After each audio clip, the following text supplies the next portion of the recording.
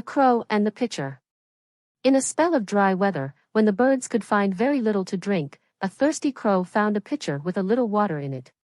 But the pitcher was high and had a narrow neck, and no matter how he tried, the crow could not reach the water. The poor thing felt as if he must die of thirst. Then an idea came to him. Picking up some small pebbles, he dropped them into the pitcher one by one.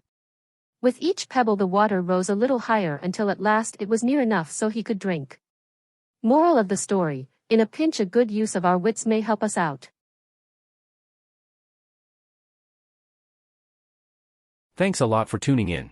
Don't forget to subscribe, hit that like button, drop a comment, and share with your buddies. Catch you in the next video.